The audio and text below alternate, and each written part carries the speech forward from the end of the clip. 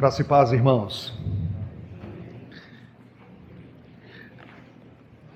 Nós vamos continuar nossa série de mensagens no livro de Ruth. Então, por favor, abra sua Bíblia em Ruth. Ruth, capítulo 1. O texto também vai ser projetado ali. Ruth, capítulo 1, a partir do versículo 6. Hoje nós vamos ler inicialmente o verso 6 e vamos continuar aí trabalhando até o final do capítulo 1.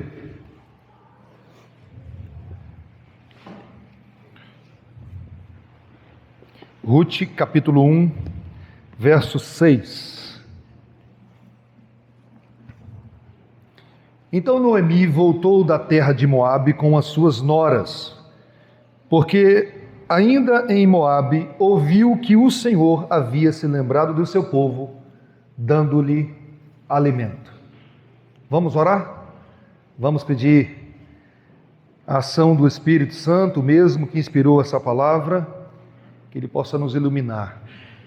Queria dar um tempinho para você pedir para Deus falar o seu coração nessa noite. Peça ao Senhor, Deus, fale comigo, como a Inês muito bem disse, use esse momento para resgatar o meu coração.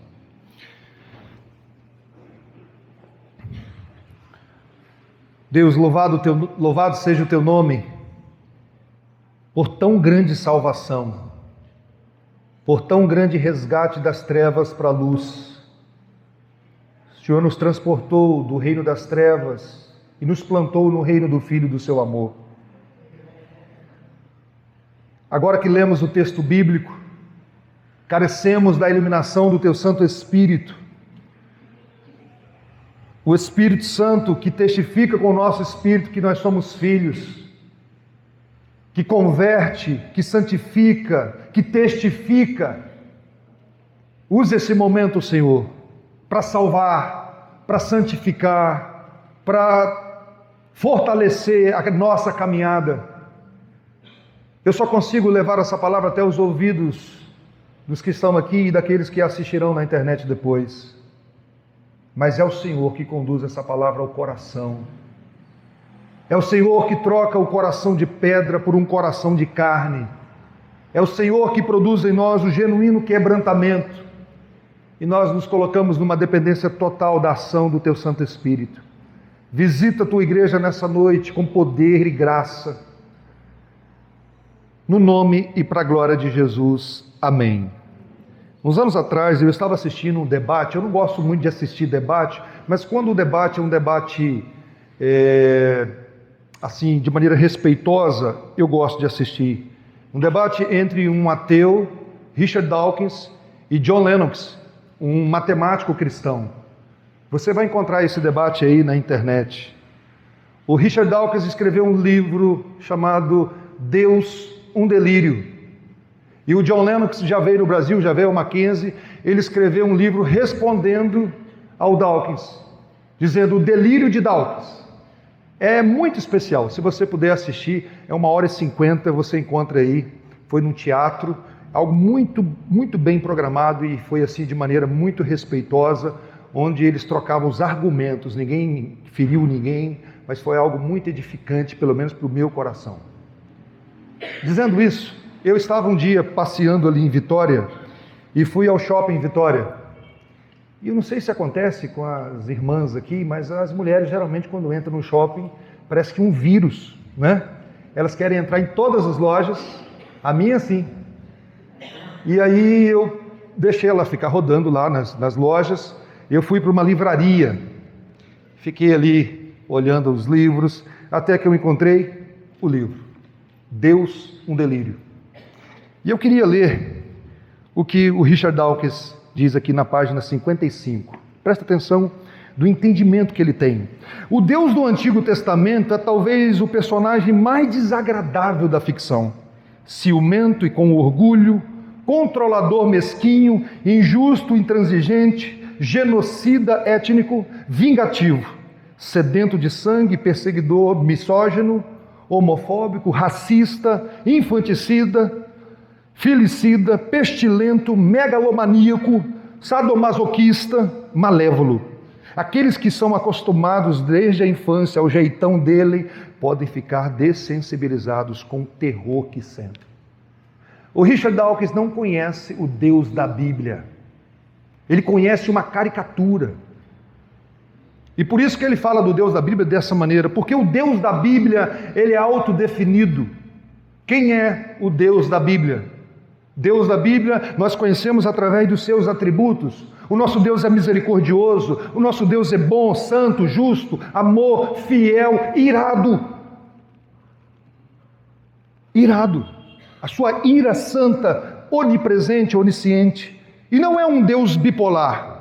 Os atributos de Deus estão conectados e o livro de Ruth fala muito bem de alguns atributos de Deus.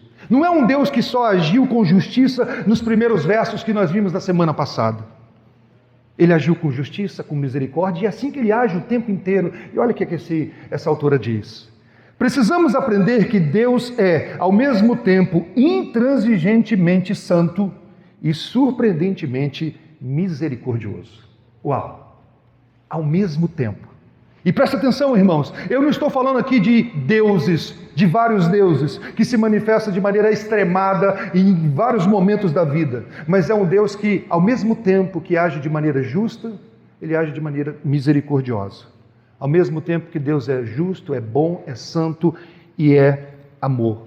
E o retrato perfeito desse Deus, diz Hebreus capítulo 1, a expressão exata desse Deus é Jesus Cristo e esse crucificado. Porque é na cruz de Cristo que você vai encontrar a graça e a verdade de mãos dadas, o amor e a santidade abraçados, a justiça e a paz se beijando. A cruz de Cristo destrói qualquer espantalho que, por mais que o Richard Dawkins é um homem inteligentíssimo, ele só conhece o espantalho, ele não conhece o Deus da Bíblia. A cruz de Cristo satisfaz plenamente a justiça, o amor, a santidade, a misericórdia, a paciência de Deus. Por isso, que se você não conhecer, não compreender a cruz de Cristo, você vai conhecer apenas um espantalho ou uma caricatura de Deus. Você quer saber quem é Deus? Olhe para a cruz de Cristo. Olhe para a cruz, se você acha que Deus é um Deus somente irado. Mas se você acha que Deus é somente amor, olhe para a cruz de Cristo. É na cruz de Cristo que nós vemos todos os atributos abraçados. Aproveito para pontuar aqui algo importantíssimo para a nossa compreensão na Bíblia. Não é verdade que o Antigo Testamento é lei e o Novo Testamento é graça. Tem gente que divide a Bíblia no meio. O Deus do Antigo Testamento é um Deus bravo, o Deus do Novo Testamento se converteu, é Jesus Cristo. Não, irmãos, não tem, é o mesmo Deus agindo na história da redenção. As pessoas eram salvas no Antigo Testamento não por obedecer a lei, mas pela fé em Jesus Cristo, como você é salvo hoje. Eles olhavam para o Cristo que iria vir, e nós olhamos para o Cristo que já veio, tudo centrado na cruz de Cristo. Entenderam isso de verdade? Não tem essa divisão do velho ser lei e o novo ser graça?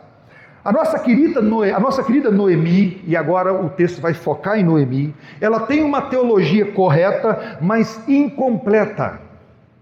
A teologia da soberania de Deus sem amor, é assim que ela pensa. Deus acabou com a minha vida. Onde a providência de Deus, que é a maneira de Deus guiar a história, ela é banhada pela misericórdia. E o livro de Ruth mostra para nós o Deus providente, que apesar de nenhuma manifestação miraculosa aparecer aqui no livro de Ruth, não tem aparição de anjos, eu falei isso para vocês, não tem profetas, não tem a terra tremendo, mas a mão invisível está dirigindo a história. Mas a Noemi chegou à seguinte conclusão: Deus está acabando com a minha vida, quando na verdade o que Deus estava fazendo com Noemi é resgatando Noemi do seu entendimento equivocado sobre Deus. Quantas vezes nós também somos assim? Achamos que Deus está destruindo a gente, quando na verdade Ele está nos salvando.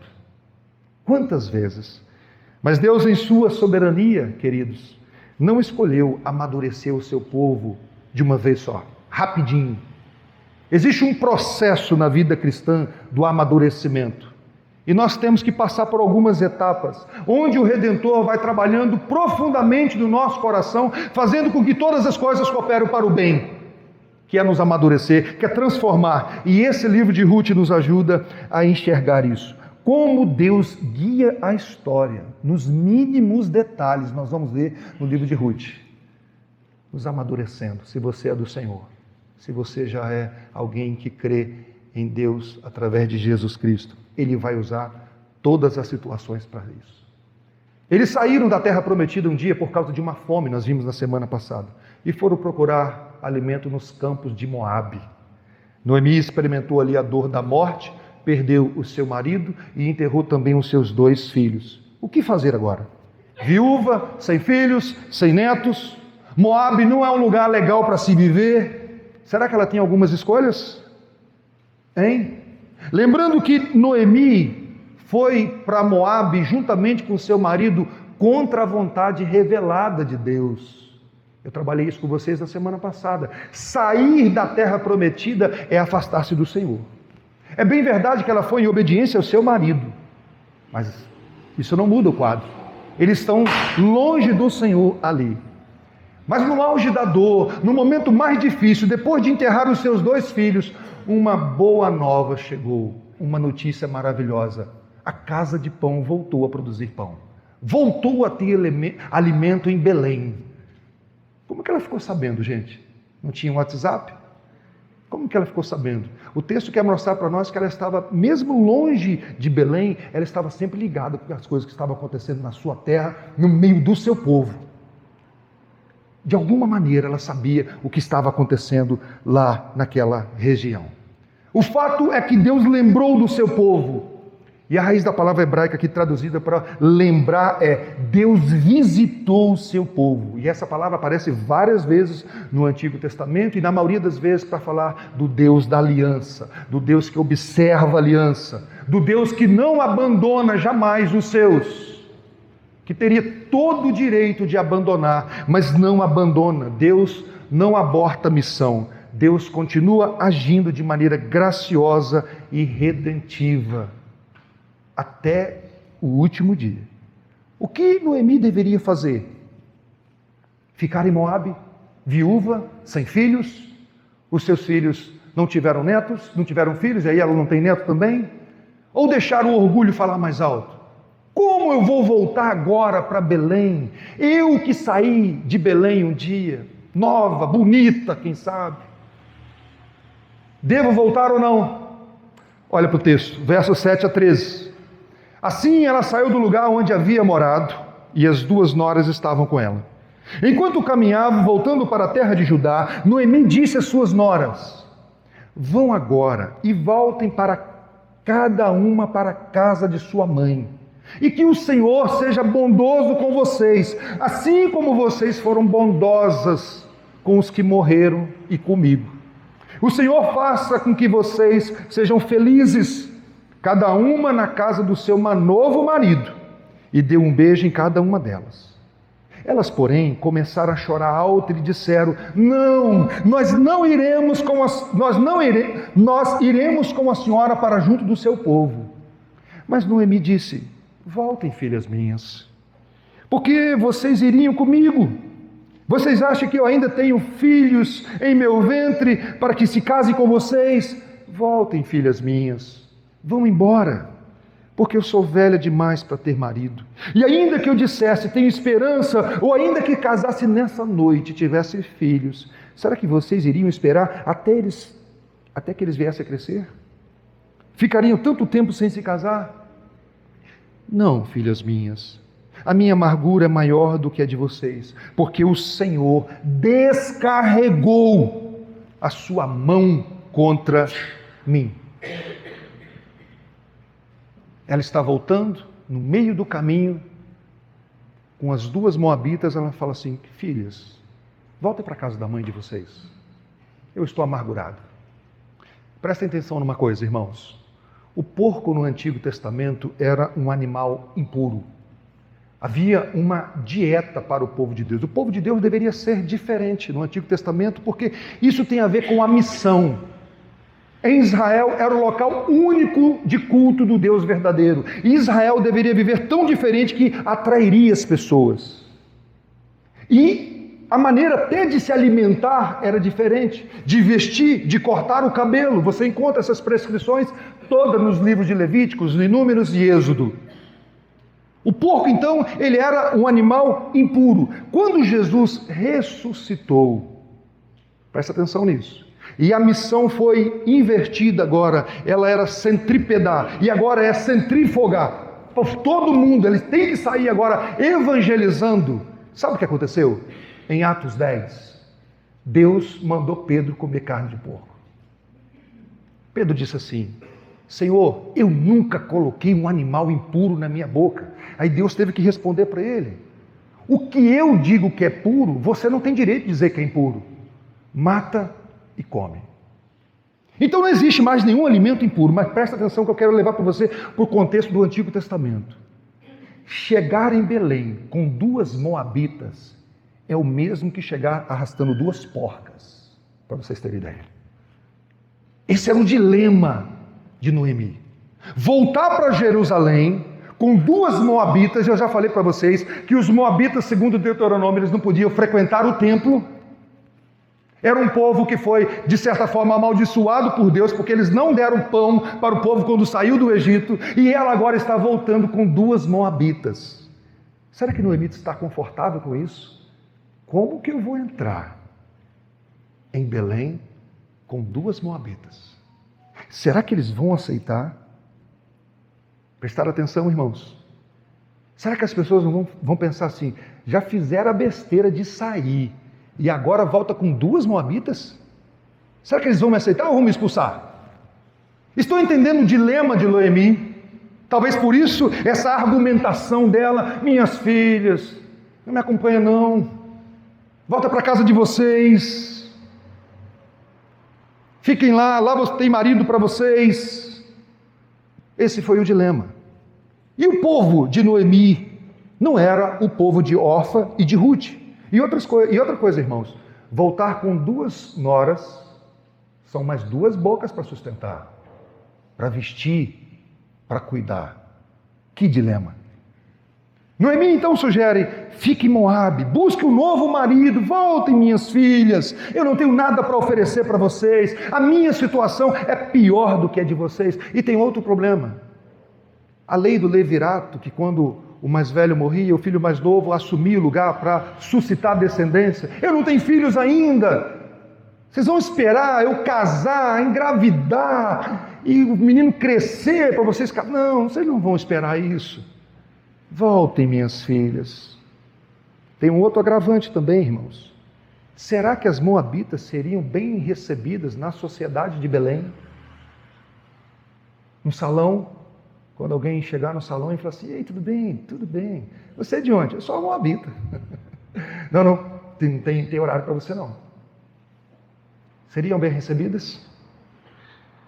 Será que não seria mais fácil abortar a missão e fingir que nada aconteceu?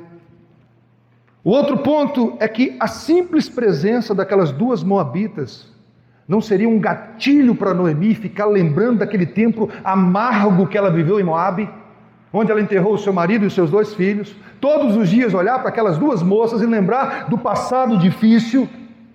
E por último, irmãos, será que os homens de Israel cometeriam os mesmos erros que os seus filhos cometeram? Será que alguém em Israel se casaria com uma moabita viúva? Talvez a única chance para as 2 seria arrumar um marido em Moabe. Mas, irmãos, e as meninas? Pense agora com a cabeça de Ruth e de Orfa.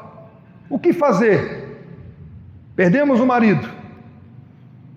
Elas deveriam seguir com Noemi ou ficar? Elas não têm parentes em Belém, não têm amigas em Belém. Belém é casa de Noemi, não é casa delas. Por isso que Noemi está argumentando com ela: filhas, na casa da mãe de vocês é melhor do que comigo. Na casa da mãe de vocês tem cuidado, voltem para a casa de vocês. Curiosamente, até Orfa, que vai voltar, estava determinada a ficar com Noemi. Mas diante do dilema, Preste atenção que agora você não pode piscar no que Deus está fazendo.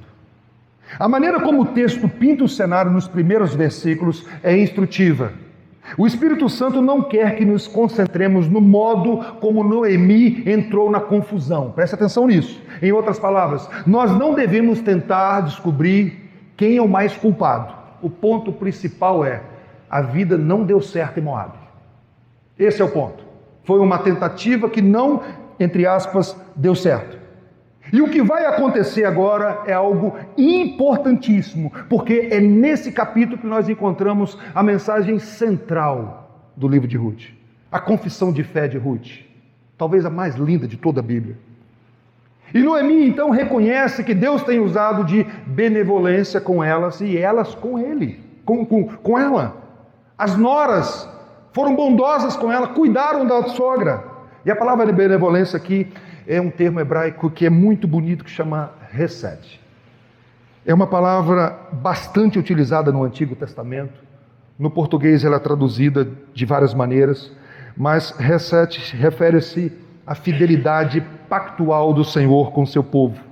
O amor constante, o amor sem estratégia de fuga, o amor obstinado, o amor que não busca o seu próprio interesse. É o amor de Deus pelos eleitos que o Augusto Nicodemo chama de amor teimoso.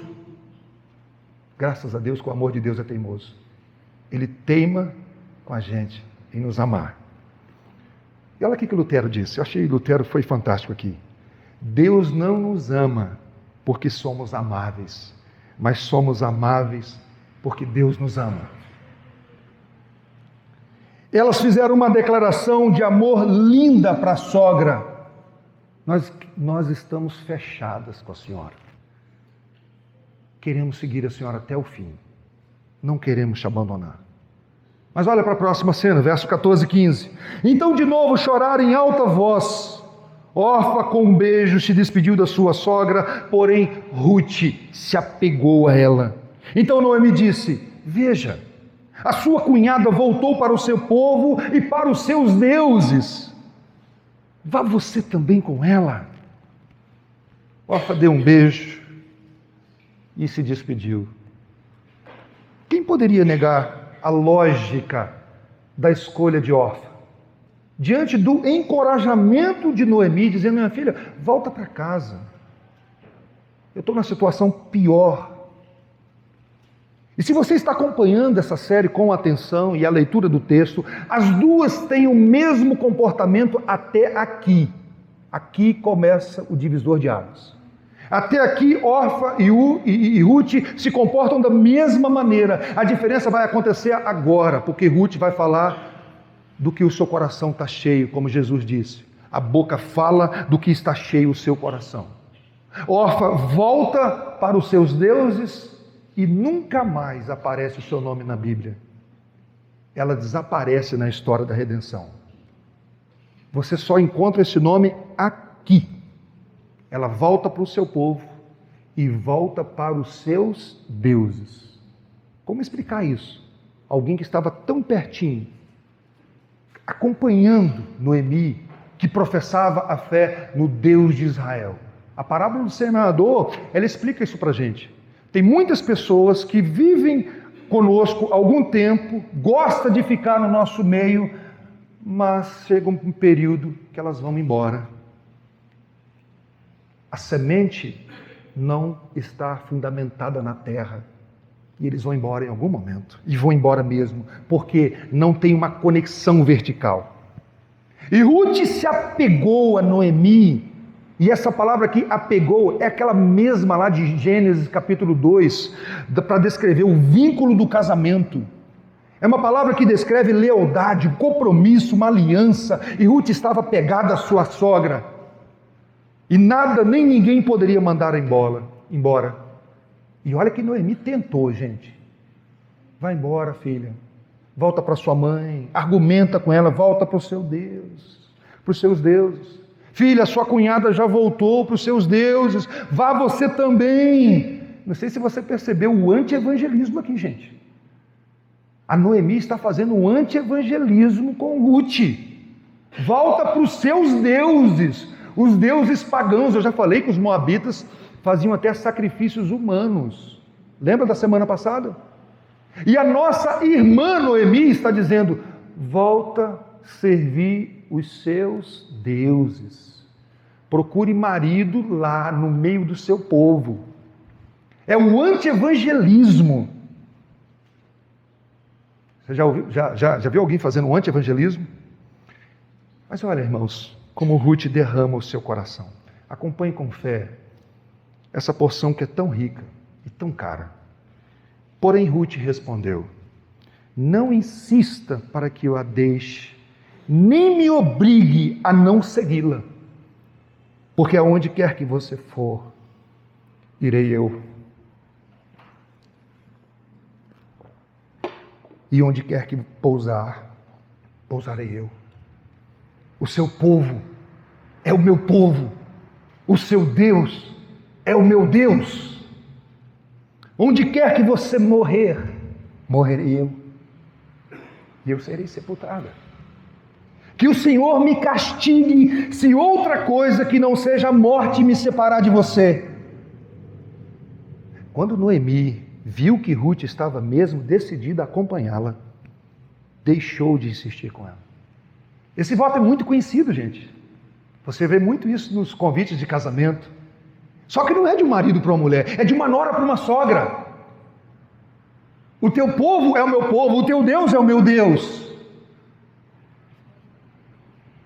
E o ponto principal aqui é que Ruth não está voltando com ela por causa de Noemi apenas. O seu coração foi tocado pela graça irresistível. Ela foi regenerada. Ela experimentou a fé salvadora. É pelo amor do Senhor que atingiu o seu coração de maneira impactante e derramou em direção à sua sogra. Com esse voto, Ruth se comprometeu a viver e morrer em terra distante. Para Ruth foi cheiro de vida para vida, para Orfa foi cheiro de morte para morte. Ruth está dizendo para Noemi: o seu Deus é o meu Deus e o Deus de Israel agora é o meu Deus. Eu creio em Deus e por isso, Noemi, o seu povo é o meu povo. Eu estou abandonando Moabe. Eu estou virando as costas para o meu antigo Deus com D minúsculo. E agora o Deus de Israel é minha testemunha. É algo que nasce de um coração, no coração de alguém que encontrou beleza e poder no Deus verdadeiro. Queridos, Ruth tem mais interesse nesse relacionamento com Deus do que a própria Noemi. Mas o que isso significa, gente? Para você que está aqui nessa noite, que talvez não tenha sido criado na igreja. Quem nasceu fora do povo de Deus tem parte no povo de Deus. Quem nasceu fora, você que talvez viveu como eu vivi uma vida lá fora, em Moabe, em Sodoma, em Gomorra, você tem parte do povo de Deus, se você crê no Deus, Pai de Jesus Cristo. Mas como isso aconteceu? Como foi isso? Como essa mulher se converteu assim? Ei, você lembra que essas meninas ficaram casadas com aqueles homens por volta de 10 anos? 10 anos de convivência. Talvez esse processo tenha acontecido enquanto casada. São quase 10 anos. Aquela informação de 10 anos não está ali à toa. E mesmo diante do anti-evangelismo de Noemi, ela disse: eu quero o seu Deus. Só que Noemi não parou. Noemi disse assim: eu estou amargurada, o Deus que você quer servir me machucou, me azedou, e eu estou sofrendo por causa desse Deus. E sabe o que Ruth disse? É esse Deus que eu quero. Gente, o eleito não tem jeito não, tá? Mesmo diante do anti-evangelismo, o eleito vem. É uma graça irresistível. Isso me encoraja tanto, irmãos, porque eu sou muito falho. E Deus ainda tem misericórdia da minha vida. E da sua também. É apesar de nós. Apesar do nosso mau testemunho às vezes. Você sabe? A próxima série vai ser sobre Jonas. Jonas disse assim: isso tudo que está acontecendo aqui é culpa minha. Ó. Eu sou culpado desse mar nervoso, disso tudo que está acontecendo. Só que ele testemunhou: eu sirvo o Deus de Israel, que criou a terra e o mar. E aí, um comentarista diz assim: ela estava até mesmo disposta a morrer e ser enterrada na terra de Noemi, a terra de Deus de Noemi e não dos deuses dos moabitas. O Senhor é minha testemunha. Ao fazer isso, ela está dedicando a sua vida ao Deus de Noemi, abrindo mão de toda a sua vida em Moabe. Moabe agora é meu passado. Mas presta atenção, porque Deus não está trabalhando apenas em Ruth. Ao mesmo tempo, Deus está resgatando o coração de Noemi. Ele está trazendo Noemi para perto, mesmo num estado de amargura, como um grande aspirador. Mesmo Noemi dizendo: olha o que Deus está fazendo comigo, Deus azedou a minha vida. É o Deus que nos resgata, e isso é muito lindo, gente. Porque em nenhum momento o texto diz que Deus estava zangado com Noemi. Era a interpretação dela. Em nenhum momento Deus falou assim: eu estou tão chateado com a Noemi. Ele não se abala com o nosso estado mental e emocional, você sabia disso? O que está em andamento aqui é o movimento da história redentora. Porque às vezes nós achamos que Deus só se relaciona com a gente nos nossos melhores momentos. Sabe, quando você está bem, você acordou bem, então Deus hoje está muito feliz comigo. Aí quando eu acordo mal, não, hoje Deus não quer nem conversar comigo. Deus está ativo na história para resgatar um povo para a glória dele. E a redenção é a razão final de Deus dar atenção aos seres humanos pecadores. O oleiro não para de trabalhar no barro. Por meio da nossa redenção, Cristo é exaltado. E esse é o propósito da redenção: exaltar a Cristo. E é isso que Deus está fazendo quando Ele insiste em me amar, quando Ele insiste comigo. Sabe o que é curioso, irmãos? Deus está agindo de maneira extraordinária e Noemi não está percebendo nada. Noemi não está atenta ao que Deus está fazendo. E nem mesmo grata. Em relação a Ruth, nem mesmo muito obrigado ela disse. A Ruth fez uma declaração linda para ela, disse o seguinte: sogra, eu estou disposta a morrer com você. Nem um muito obrigado. Ela não disse assim: obrigado, filha, por você não me abandonar. Eu estou passando o pior momento da minha vida. Como é bom ter alguém leal como você comigo. O texto hebraico, sabe o que o texto hebraico diz?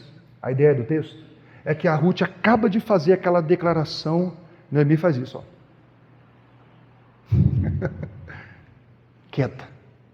Nenhuma palavra de agradecimento. Noemi, em sua amargura, sequer reconhece o valor da nora. O voto que ela fez para Deus e para ela é respondido com um eloquente silêncio.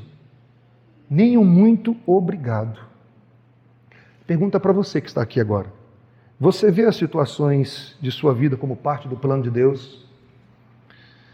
Esse texto o desafia a acreditar que Deus está ativo em sua vida, mesmo quando isso te fere, mesmo quando alguma coisa ruim acontece com você. Você acredita que Deus está trabalhando até nisso?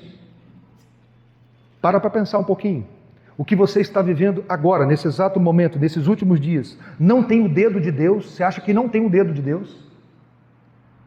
Você acha que Deus suspendeu a ação dele na sua vida?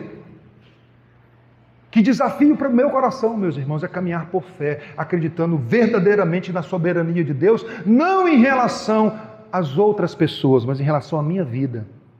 Quando Ele diz que nenhum fio de cabelo cai da minha cabeça sem o consentimento do Pai. E isso que eu estou enfrentando agora, será que não tem o dedo de Deus? Você acha que não tem? O que você está passando agora não tem nada do dedo de Deus? Pense um pouco. O nosso modo de pensar governa o nosso modo de agir, diz Francis Schaeffer. Pensa, crer é pensar.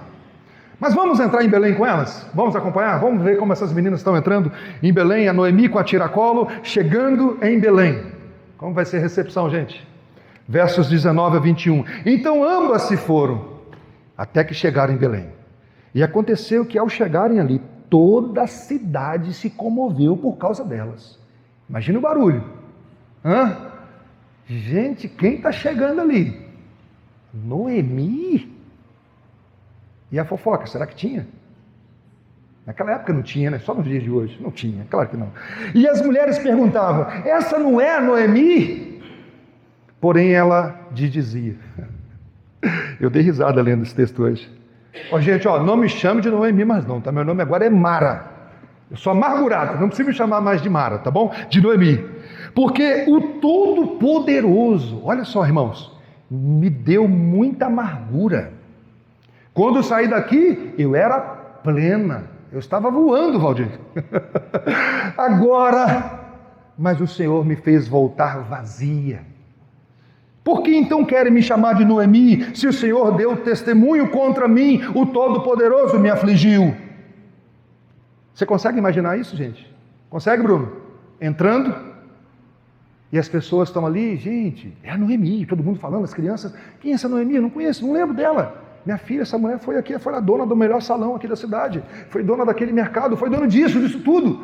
Agora está assim, com uma sacola, talvez pouquíssimas roupas, e uma outra pessoa do lado. Quem será essa pessoa? Ela volta para Deus, mas volta amargurada. Imagina as pessoas olhando, porque a amargura, gente, deixa eu falar uma coisa para vocês.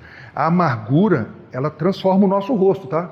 Uma pessoa amargurada fica azeda. Eu já amargurei um dia, depois de crente. E o rosto ficou feio, já é feio, mas ficou aquela coisa assim, meio com raiva o tempo inteiro. Porque o amargurado é o seguinte, ele enfia uma faca no peito e quer que você chore. É assim que o amargurado funciona. Ele está azedo. Terrível isso. Não me chameis Noemi, que Noemi significa agradável, mas me chamai de Mara agora, amarga, porque ela está azeda. A amargura nos impede de ver o que o Senhor tem feito por nós. A amargura é um problema. Pergunto para você, para fazer uma aplicação rápida aqui. Como está o seu coração? Tem alguma raiz de amargura aí? John Piper. John Piper diz assim, quando decidimos que Deus está contra nós, geralmente exageramos a nossa falta de esperança. Tornamos-nos tão amargos que não enxergamos os raios de luz que surgem de trás das nuvens. Sabe o que é curioso, irmãos? As mulheres de Belém viram duas mulheres chegando. Ninguém deu atenção para Ruth até agora. Perceberam no texto? Perceberam no texto? Ninguém está olhando para Ruth. Ruth foi totalmente ignorada. Não é esta a Noemi, mas tinha uma pessoa do lado dela. Ruth está aqui quietinha. Só a Mara, só a amarga que está falando. O Todo-Poderoso acabou comigo, Ele me azedou, Ele acabou com a minha vida. Mas a mão de Deus está agindo e ela não consegue ver nada de bom. Se somos do Senhor, guardem isso. William Cowper, por trás da providência carrancuda, há sempre uma face sorridente de Deus. Guardem isso. Por trás de uma providência carrancuda, tem um sorriso escondido de Deus. Entenderam? Ele sabe o que está fazendo. Deus acabou com a fome e Noemi não percebeu. Ela ficou sabendo da notícia que Belém voltou a ter alimento e ela não percebeu que Deus é que entregou essa informação para ela. Deus colocou Ruth na vida dela como uma filha da fé e ela não percebe isso, ela não está percebendo. E nós vamos ver nos próximos capítulos que Deus já separou um homem para casar com Ruth. E ela não está percebendo a mão invisível guiando a história. O seu coração precisa ser resgatado. E presta atenção, a filha pródiga voltou para casa, mas o espírito dela não. Ela está em casa, ela está em Belém, mas amargurada. O capítulo mostra para nós, irmãos, que retornar é preciso. Quem sabe você passou um tempo fora, longe do convívio do povo de Deus. É preciso voltar, ainda que o fervor espiritual não voltou ainda. Ainda que o coração não esteja completamente ajustado. Ela deu o primeiro passo.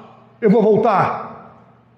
Eu vou voltar para Belém, eu vou voltar, e você sabe muito bem que nesse contexto é voltar para a presença de Deus, voltar, ficar mais perto de Deus, porque é em Belém, é na terra prometida que acontece o culto, os sacrifícios.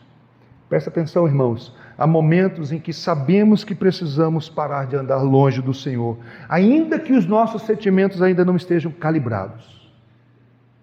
Mas nós somos de uma cultura que nós falamos assim, mas eu só vou fazer no dia que eu sentir no coração. Nós não somos assim? Tem gente que até fala assim, eu só oro quando sinto vontade. A Bíblia diz que você só deve orar quando você sente vontade? Não, queridos. Guarda esse texto aqui que ele me ajudou muito. J. Packer. A boa oração é ao mesmo tempo um dever, um deleite, mas muitas vezes nós precisamos começar onde a oração é primeiramente uma obrigação. À medida que crescemos no conhecimento da oração e na prática da oração, no entanto, Deus santificará os nossos esforços e o deleite virá sobre nós. Muitas vezes nós vamos agir por obrigação. Eu não estou com vontade, Deus, mas eu sei que isso é certo. Estão entendendo, gente? E Deus vai santificar esse esforço e o deleite vem. A graça não elimina, a graça, presta atenção nisso aqui, ó. A graça de Deus elimina os nossos méritos, mas não os nossos esforços. A graça não vai abrir a Bíblia para você. É você que tem que abrir. Estão entendendo, gente? Que às vezes nós colocamos tudo na conta da graça, né? Ela voltou. Eu estou em Belém. É aqui a presença de Deus. É aqui que o povo de Deus adora. É aqui que acontece o culto. É aqui que acontecem os sacrifícios. Ela já entendeu a necessidade de voltar, ainda que a alegria da restauração ainda não aconteceu. Mas Deus está agindo, Deus está trabalhando. Porque é o próprio Deus que nos conduz ao arrependimento e o retorno. Louvado seja Deus que a nossa esperança última está na fidelidade de Deus e não na nossa. Mas o capítulo termina deixando algumas dúvidas no ar. Ruth terá um marido, gente? Elas conseguirão o sustento, comida? Elas não têm família, não têm emprego, não têm dinheiro? Mas o capítulo termina deixando uma dica para a gente. O último versículo de hoje. Projeta. Foi assim que Noemi voltou da terra de Moabe, com Ruth, sua nora, a Moabita. Presta atenção. E chegaram a Belém no começo da colheita da cevada. Aguarde os próximos episódios. Será que elas vão conseguir alimentos? Aplicações para nós. Qual é então o ensino dessa passagem para nós hoje? O que isso tem a ver com a sua vida hoje em 2025? O Evangelho responde às nossas dúvidas sobre se Deus realmente quer o melhor para nós. Quem deixou a casa do Pai para viver conosco e morreu no nosso lugar? Contra quem o verdadeiro Deus estendeu a sua mão amarga de juízo? Foi contra você? Ao Senhor agradou moê-lo, Jesus Cristo, esmagá-lo. Não foram os pregos romanos que seguraram Cristo naquela cruz, mas o amor pactual de Deus, onde Cristo, em obediência ao Pai, se entrega, e o Pai sacrifica o seu único filho, derrama sobre ele o cálice da ira. Jesus é a resposta que Noemi precisava, e Jesus é a resposta que você precisa. Foi Jesus que disse para o Pai: o teu povo é o meu povo. O teu povo, Pai, é o meu povo. Eu desço da glória e vivo como um servo para resgatar o teu povo. E mais, eu dou minha vida por eles. Ele deixou as glórias do céu. E Ele diz para mim e para você: onde quer que você for, eu vou com você também. Eis que eu estou convosco todos os dias, até a consumação dos séculos, e nada, nem ninguém, nem mesmo a morte pode separar você de mim. É através da cruz de Cristo que é o caminho de volta para a verdadeira terra prometida, o novo céu e a nova terra onde habita a justiça. É isso que você vai entender quando Jesus disse, olha, eu sou o caminho, a verdade e a vida. Ninguém vem ao Pai senão por mim. O Evangelho nos mostra que essa graça não é apenas para aqueles que nasceram na aliança e se desviaram. Presta atenção, não importa o seu passado. Não importa se até há 10 minutos atrás você serviu outros deuses. Não importa se você foi consagrado a Satanás quando criança. Ou vocês acham que essas coisas não acontecem? Ou vocês acham que não? Não importa se você até agora foi apegado a outros deuses. Independente do seu passado, você pode chamar Deus de Pai nessa noite. Se você crê em Cristo como Senhor e Salvador. A Bíblia diz, se arrependa e creia em Jesus Cristo como Senhor e Salvador. Segunda aplicação. Meus irmãos, nós nos contentamos com muito pouco. Ainda hoje, infelizmente, até como pastor, eu busco satisfação às vezes fora do Evangelho. Não diga que você não faz isso não, que você faz também. Deus conhece o nosso coração. Parafraseando C.S. Lewis, ele diz assim, como crianças queremos continuar brincando no barro sujo, porque não consegue compreender a oferta de um feriado numa praia linda. Mas você consegue ver Deus amorosamente te resgatando? Às vezes, Deus tira algo da nossa vida. Não é o diabo não, tá, gente? Às vezes, Deus tira algo da nossa vida, porque Ele quer dar mais de si mesmo. Tim Keller, você não percebe que Jesus é tudo o que você precisa, até Jesus ser tudo o que você tem. Não é maldade não, gente, mas Jesus querendo ser tudo o que temos. Não é maldade. A Noemi estava entendendo que Deus estava machucando ela, quando Deus queria ser o seu Deus, o seu deleite. Ele quer substituir o nosso deplorável desejo de brincar na lama por um anseio profundo, por algo muito melhor, o verdadeiro pão do céu. Devemos lembrar que não vemos tudo o que Deus está fazendo, gente. O quadro é maior, a teia da providência de Deus é mais complexa e mais bonita do que podemos imaginar. É perigoso sermos simplistas quando nós tentamos analisar a providência de Deus, o que Deus está fazendo com isso. A nossa mente ela é muito pequena para tentar entender o quadro maior. Ele nos conduz por vários pontos de nossas fraquezas para demonstrar a sua grandeza, o seu poder e o seu amor. Deus tem feito isso comigo, gente. Deus sabe me resgatar. Deus sabe tocar na minha coxa como Ele fez com Jacó. Deus sabe tocar sem machucar, mas para nos proteger. Mark Jones, presta atenção que texto lindo. Deus conhece o resultado de nossa santificação, não apenas nessa vida, mas também na vindoura. Ele pode permitir que demos um passo para trás por hora, se sabe que daremos 2 passos adiante do futuro. Isso nunca justifica nossos pecados, mas manifesta sua paciência conosco, enquanto o pecado permanece. Assim, a paciência não surge como algo isolado, mas sim acompanhada do seu amor e sabedoria. Ele sabe do fim desde o começo.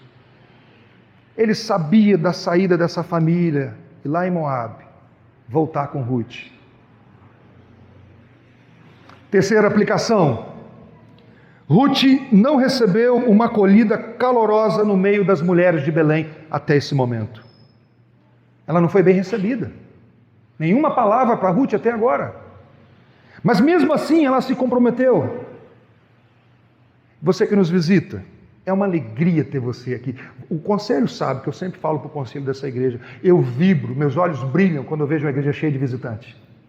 Ah, isso é bom demais. Como pastor, eu acho isso especial demais. Mas a semelhança do povo do Antigo Testamento, nós somos inacabados. Nós somos inacabados. E nem sempre, às vezes, nós acolhemos como vocês gostariam, às vezes. Às vezes um está passando por uma situação e está passando rápido, não deu tempo. Mas isso não deve deixar você de se comprometer. E aí, olha o que ele diz. Não, por mais falho, vê se está projetado esse texto. Então não, eu vou ler. Por mais falho que possa ser o povo de Deus, presta atenção, se o Senhor deve ser o nosso Deus, então o seu povo deve ser o seu povo também. Entenderam? Se você quer o Deus dessa igreja, esse povo aqui precisa ser seu povo também. E é por isso que nós chamamos de irmãos. Porque aquilo que nos aproxima, aquilo que nos une, é muito maior do que aquilo que nos separa. Aqui tem flamenguista, tem vascaíno, tem até os botafoguenses aqui. Mas o que nos une não é o time de futebol. O que nos une é Cristo. É o que nos faz um. Não tem como você ter um relacionamento saudável com Deus se você rejeita o povo de Deus, rejeitando a ideia de querer ser membro de uma igreja. Se você deseja ser membro dessa igreja, me procure. Procure os presbíteros dessa igreja. Procure alguém dessa igreja e diga: eu quero ser membro, eu quero fazer parte desse povo do meu Deus. E nós estamos aqui para receber vocês como família visível, se Cristo já é o seu Senhor. Quarta aplicação. A confusão de Ruth confronta um outro grupo de pessoas que é chamado de desigrejados. Os desigrejados é aqueles que foram membros um dia e se decepcionaram por algum motivo com a igreja e eles pensam assim, eu quero Jesus, mas eu não quero igreja, eu não quero instituição, eu não quero fazer parte desse povo. Eu quero noivo, mas eu não quero me relacionar com a noiva. Meus irmãos, tanto no Antigo Testamento quanto no Novo Testamento você não encontra base para isso. Aqui nós encontramos uma confissão linda. O teu Deus é o meu Deus e o teu povo é o meu povo. Você já entendeu o que significa ceia? A ceia do Senhor. A ceia significa, eu tenho comunhão com Deus através de Jesus Cristo e eu tenho comunhão com essa igreja através de Jesus Cristo. Uma única refeição para a igreja, para o povo, onde o pobre tem condições de se alimentar porque é de graça, o rico também. Onde nós nos chamamos de irmãos agora e participamos daqueles elementos que, na minha opinião, é o melhor dessa terra. Por último, Deus irá chamar para si os seus eleitos. Às vezes por meio dos mensageiros mais bizarros, através de Noemi, das combinações mais improváveis, através de um Bruno, gente. Não aquele Bruno lá, mas esse aqui. Sabe por quê? Porque essa obra é dele. Ela não é minha. Termino com o príncipe dos pregadores. A palavra de Deus é poderosa. Ela produz frutos mesmo quando os pecadores são os mais pervertidos e quando os pregadores são os mais desmotivados. Louvado seja Deus. Deus salvou uma cidade inteira através de um homem que não tinha amor pelas almas, chamado Jonas, que não orou pela conversão de ninguém. Mas Ele quer usar a sua vida. Não se esqueça. Ele te chama das trevas, dizendo: vinde a mim. E agora Ele diz para você: vá, ide, portanto, e fazei discípulos de todas as nações. Amém?